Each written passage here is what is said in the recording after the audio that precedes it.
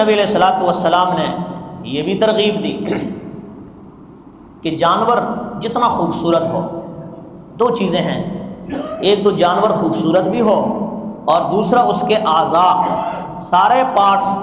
بالکل ٹھیک ہو، اس کے پاؤں ٹھیک ہو،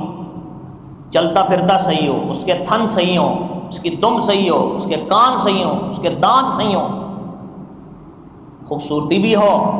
اور اس کے سارے اعضاء بھی درست اور اچھے ہوں۔ اس لیے فرمایا کہ وہ جانور 4 پاؤں میں سے اگر اس کا ایک پاؤں لنگڑا ہو گیا ہے اور اتنا لنگڑا ہو گیا ہے کہ وہ چل کر قربان گاہ تک خود نہیں جا سکتا، 3 پاؤں کے اوپر چل رہا ہے، چوتھے پاؤں کو رکھ نہیں سکتا ہے زمین پہ، تو ایسے جانور کی قربانی نہیں ہوتی۔ ہاں اگر وہ لنگڑاتا ہے، رکھ سکتا ہے پوری طرح، اس پہ پورا زور تو نہیں ڈالتا لیکن لنگڑاتے ہوئے رکھ سکتا ہے زمین پر، تو پھر ایسے جانور کی قربانی ہو جائے گی۔ البتہ بہتر یہ ہے کہ اس کے بدلے میں تندرست جانور ذبح کیا جائے۔ لیکن یہاں ایک بات یہ بھی سمجھ لیں کہ اگر جانور کو گراتے ہوئے اس کے پاؤں میں موچ آ گئی اور وہ لنگڑا ہو گیا، تو اب گراتے وقت کچھ بھی ہو جائے، اب ایسے جانور کی قربانی جائز ہے بغیر کسی شک و شبہ کے۔ اسی طرح جانور صحت مند ہو، ایسا کمزور جانور کہ جس کی ہڈیوں میں بودہ ختم ہو گیا ہے، جو بالکل جس کو دھکا دے کے قربان گاہ تک لے جایا جائے، خود اپنے پاؤں سے چل ہی نہیں سکتا کمزوری کی وجہ سے، ہڈیوں کا ڈھانچہ ہے اور چل ہی نہیں سکتا، تو ایسے جانور کی قربانی بھی جائز نہیں ہوگی۔ اسی طرح جانور کے تھنوں کے اعتبار سے بھی دیکھا جائے گا کہ جس جانور کے 4 تھن ہوتے ہیں بڑے جانور، تو ان میں سے اگر 2 تھن اس کے نہیں ہیں یا ضائع ہو گئے ہیں یا اس میں دودھ نہیں ہے، خشک ہو گئے ہیں، یا ایسے زخمی ہیں کہ بچے کو دودھ نہیں پلا سکتا ہے، تو یہ عیب ہے، ایسے جانور کی قربانی نہیں ہوگی۔ ہاں اگر 4 تھنوں میں سے ایک کا مسئلہ ہے تو پھر اس کی قربانی جائز ہو جائے گی۔ اسی طرح قربانی کے جانور کا جو دم ہے اور اس کا کان ہے، اس کا 1/3 حصہ اگر ضائع ہو چکا ہے، 1/3 حصہ یا اس سے کم تو قربانی ہو جائے گی، لیکن 1/3 حصے سے زیادہ ہو، مثال کے طور پہ دم اس کے 3 حصے کریں تو اس کا 1/3 حصہ وہ ضائع ہو چکا ہے، کٹ چکا ہے یا ہے ہی نہیں، تو 1/3 یا اس سے کم ہو۔ اسی طرح کان کا بھی یہی ہے، تو قربانی ہو جائے گی بغیر کسی شک شبے کے۔ لیکن اگر اس سے زیادہ ہے، 1/3 سے زیادہ حصہ ہے، تو پھر اس کی قربانی جائز نہیں ہوگی۔ آنکھ کا بھی یہی مسئلہ ہے کہ آنکھ کی بینائی اگر کسی جانور کی 1/3 سے زیادہ نہیں ہے، اب آپ کہیں گے اس کو کیسے دیکھا جائے، تو وہ لوگ جو جانور پالتے ہیں ان کو بڑا تجربہ ہوتا ہے، تو فقہاء نے لکھا ہے کہ جانور کے ایک آنکھ پہ ہاتھ رکھا جائے یا کپڑا باندھا جائے، اور جو آنکھ اس کی متاثر ہے اس کے سامنے سے چارہ گزارا جائے تو جانور متوجہ ہوتا ہے۔ اگر یہ متوجہ نہیں ہو رہا ہے تو اس کا مطلب یہ ہے کہ اس کے آنکھ میں مسئلہ ہے۔ دور ہوتے جائیں، جتنا دور ہوتے جا رہے ہیں تو اس کا مطلب یہ ہے کہ وہ متوجہ نہیں ہو رہا ہے، حالانکہ چارے کی طرف جانور متوجہ ہوتا ہے، اور پھر جو اس کی ٹھیک آنکھ ہیں اس کی طرف سے جو ہے وہ چارے کو گزارا جائے، اس کے سامنے کیا جائے۔ اگر وہ اس پہ متوجہ ہو رہا ہے اور دوسری آنکھ پہ متوجہ نہیں ہو رہا ہے تو اس کا مطلب یہ ہے کہ ایک آنکھ اس کا کچھ بینائی جو ہے وہ کم ہے، تو اس اعتبار سے جانور کی بینائی بھی مکمل ہو۔ جانور جنون کے حد میں نہ ہو، یعنی ایسا جانور جو پاگل ہے، مجنون ہے، کہ جو چارہ بھی نہیں کھاتا ٹائم پہ،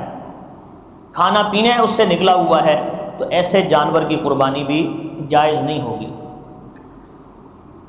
بعض لوگ پوچھتے ہیں کہ وہ جانور جو خصی ہو اس کی قربانی جائز نہیں بلکہ افضل ہے، اس میں زیادہ اجر ہے۔ وہ جانور جس کو خصی کیا جائے،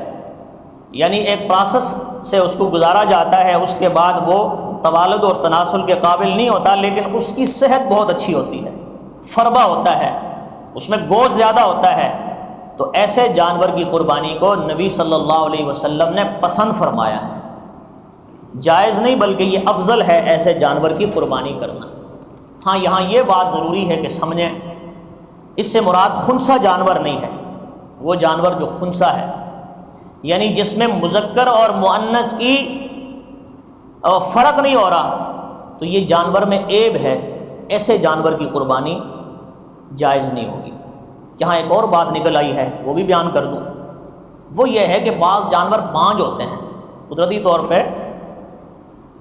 اولاد نہیں ہوتی ان کی، تو بانجھ ہونا یہ کوئی عیب نہیں ہے،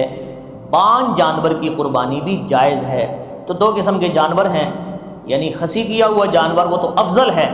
اور جو بانجھ جانور ہے اس کی قربانی بھی جائز ہے، البتہ خنثی لا یذکر ولا یؤنث، جس میں مذکر اور مؤنث کی تمیز نہ ہو سکتی ہے، ایسے جانور کی قربانی اگر خرید لیا ہے تو ایسے جانور کی قربانی نہیں ہوگی۔ ایک دو مسئلے ذبح کے وقت میں جو بہت ضروری ہیں، اس پہ بھی توجہ دلا دوں کہ قربانی کا جانور بہتر یہ ہے کہ بندہ خود اپنے ہاتھ سے ذبح کر لے۔ 4 رگیں ہوتی ہیں، ان رگوں کو کاٹنا ضروری ہوتا ہے، اور قربانی کے جانور کو بہتر یہ ہے، مستحب ہے کہ قبلہ رخ لٹایا جائے۔ قبلہ رخ لٹانے کا طریقہ یہ ہے کہ اس کو بائیں کروٹ پہ جب لٹائیں گے تو دائیں کروٹ اس کے اوپر ہوگی، اور یہاں ہمارے ہاں اگر آپ اس کو لٹائیں گے پاکستان میں تو جانور کا سر جنوب کی طرف ہوگا اور پاؤں دم جو ہے وہ شمال کی طرف ہوگی، تو یوں اس کا رخ جو ہے وہ قبلے کی طرف ہوگا۔ لیکن یاد رکھیں کہ اگر جانور کو آپ نے گرا دیا ہے اور اب اس کو قبلہ رخ کرنا مشکل ہے، بھاگنے کا خطرہ ہے، مار رہا ہے، زوراور ہے، طاقتور ہے، تو کوئی ضرورت نہیں ہے کہ ایک مستحب کو پانے کے لیے کھینچا تانیاں ہو رہی ہیں، نہیں جی قبلہ رخ کرنا ضروری ہے، نہیں جی، ایسی کوئی بات نہیں ہے۔ جس رخ پہ بھی گر گیا ہے اب غنیمت ہے، اس کو جلدی سے ذبح کر دیا جائے۔ جانور کے سامنے چھری تیز کرنا مکروہ ہے، گرانے سے پہلے اس کے لیے چھری تیز کر لیا جائے، اور جب گرا لیا ہے نبی علیہ الصلوۃ والسلام نے فرمایا ان اللہ کتب الاحسان علی کل شیء، اللہ تعالیٰ نے احسان کو سب کے اوپر واجب کر دیا ہے۔ کیا مطلب احسان؟ نیکی۔ تو پھر نبی علیہ السلام نے بڑی خوبصورت مثال دی، فرمایا اس کا مطلب یہ ہے اذا قتلتم فاحسنوا القتلہ، اگر آپ نے کسی کو قتل کرنا ہے تو اس قتل میں بھی نیکی کریں، اس کو ترسائے نہیں بس فوراً قتل کر دیں۔ اگر اس کا قتل واجب ہے، کوئی ایسی صورت بن گئی ہے تو ترسائیں نہیں اس کو۔ اسی طرح جانور کو وَإِذَا ذَبَحْتُمْ فَأَحْسِنُوا الذِّبْحَ، جب کسی جانور کو ذبح کرنے لگو تو یہ نہیں ہے کہ جانور کو گرا دیا اور اب چھری چلائی تو وہ تو تیز نہیں ہے، تند ہے، اب اس کو تیز کیا جا رہا ہے جانور کے سامنے، تو یہ تو جانور کو تکلیف ہے۔ تیز چھری کے ساتھ بالکل تیز کہ اس کے اوپر رکھا اور فوراً۔ یہاں ایک اور مسئلہ بھی ذہن میں آ گیا، دیکھیں جانور کو جو ذبح کر رہا ہوتا ہے، جس کے ہاتھ میں چھری ہے، اس کو بسم اللہ اللہ اکبر کہنا ضروری ہے، واجب ہے۔ اگر اس نے نہ کہا تو یہ جانور قربانی تو کیا، یہ گوشت ہی حرام ہے، مردار ہے یہ۔ یہاں ایک اور مسئلہ، بعض اوقات یہ ہوتا ہے کہ لوگ سارے اکٹھے ہو جاتے ہیں، چلو جی تسی بھی آ جاؤ، آپ بھی آ جائیں جی، ہاتھ رکھ لیں، جیسے کیک کاٹتے وقت سب ہاتھ رکھنا ضروری سمجھتے ہیں اور اس کو اپنے لیے سعادت سمجھتے ہیں، جو بھی سمجھتے ہیں، لیکن قربانی کے جانور میں کوشش یہ کرنی چاہیے کہ یہ سب جتنے بھی اکٹھے ہو گئے ہیں سب اللہ اکبر کہہ دیں۔ لیکن اگر اس میں مقصودی بندہ ہے جس نے اللہ اکبر نہیں کہا تو پھر تو قربانی ہی نہیں ہوئی۔ اس لیے مقصودی بندہ، یہ جو لوگ ساتھ شریک ہوتے ہیں یہ ذبح نہیں کرنا چاہ رہے ہوتے ہیں، ویسے ہی برکت کے لیے ہوتے ہیں، بہتر یہ ہے کہ یہ بھی بسم اللہ اللہ اکبر کہہ دیں، ذبح کرنے والے کو بھی یاد آیا۔ قربانی کا جانور اگر خود ذبح نہیں کر سکتا ہے بندہ تو کم از کم حاضر ہو جائے، کیونکہ یہ وہ موقع ہوتا ہے، یہ وہ چانس ہوتا ہے کہ جس میں انسان کے سارے گناہ اللہ معاف کر رہا ہوتا ہے۔ اس لیے نبی علیہ السلام نے اپنی پیاری بیٹی حضرت فاطمہ سے فرمایا یا فاطمہ قومی واشہدی، اے فاطمہ کھڑی ہو جاؤ اور اپنی قربانی کے سامنے جا کے کھڑی ہو جاؤ اور دیکھو قربانی ہو رہی ہے آپ کی۔ کیوں؟ فرمایا کہ اس جانور کا جو جسم سے نکلنے والا خون کا قطرہ ہے ابھی وہ زمین پہ گرے گا نہیں اور اللہ تیرے سارے گناہوں کو معاف کر دے گا۔ یہ ہمارے لیے بخشش کا ذریعہ بنیں گے۔ اللہ جل جلالہ ہمیں عمل والی زندگی نصیب فرمائے۔ آخر دعوانا الحمدللہ۔